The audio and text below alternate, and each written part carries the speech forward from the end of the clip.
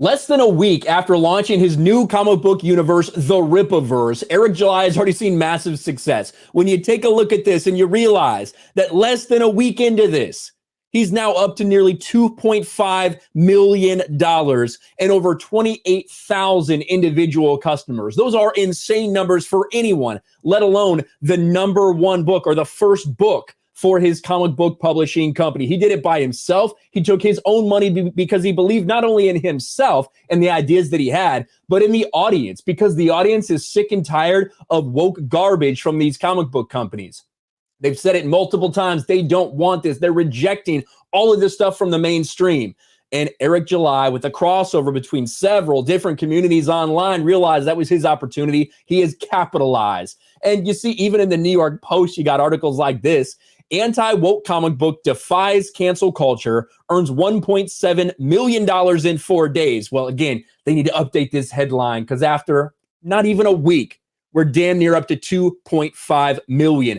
But it hasn't been without some criticism. There are so many people taking shots at Eric July simply for doing his own thing. And a lot of them have a problem with it because they're jealous. That's the bottom line. These people are jealous that he is having success when he hasn't paid his dues yet. Look at this reply from this guy who's part of some, I don't know exactly the comic book. It was like Go Hood Comics, something like that. But it's focused on telling stories for a black audience. He says, my point is, and I'll end it here, you're rambling on about people hating on you, and that's not true. They want to see you earn your spot in this space outside of your political following. Sales from that following certainly don't mean you can look down on others in the community. Ripple responds, because you know he will. I find it hilarious that people, indie or not, think I answer to them or am required to earn something just because they exist. These people do not at all understand what the point of anything we're doing here, and that's fine. And that was not the first person, certainly wasn't the last. Look at this. I talked about it the other day as well. But there's one person out there, Black Sands Entertainment, who is, the self-proclaimed #1 black comic book publisher in America, has a problem with Eric July because he doesn't agree with him politically, because he doesn't think exactly the same way that he thinks he should. He put this up here. Black Sand Entertainment. I'll just rest my case here. Believe what you want. My crew's all black, and everyone I affiliate with is an ally to black causes. You guys really champion a dude that goes out of his way to champion Kyle Rittenhouse publicly.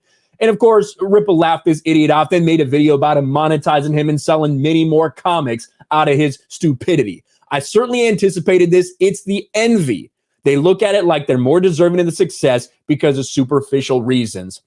But the real truth here is that this should be getting way more press than it should. It should be getting way more attention than it is. You see places like Fox News and the New York Post covering it, but why haven't we seen anyone in the actual comic book space, the legacy comic book space, the media? Why have we not seen them talking about this? I'll go to comicbook.com. You'd think that something that hits $2.5 million in less than a week should be huge news at all these mainstream outlets, right? I mean, you would think so. I mean, I don't see it near the top anything. Maybe they did something this weekend. Let's search for Rippaverse, shall we?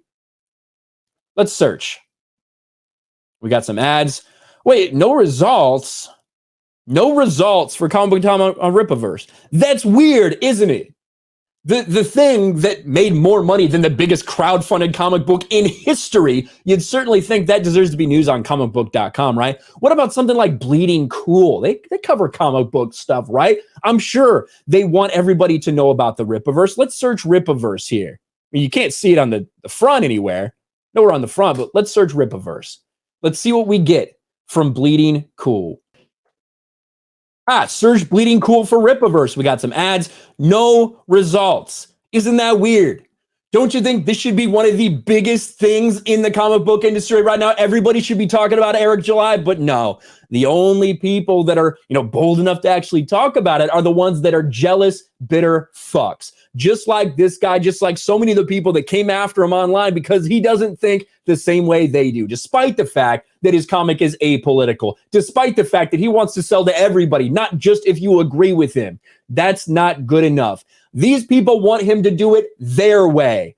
Well, that simply ain't going to happen. As you can see, it's paying off dividends for Eric July. Rippaverse, I saw #1 nearly at 2.5 million in less than a week.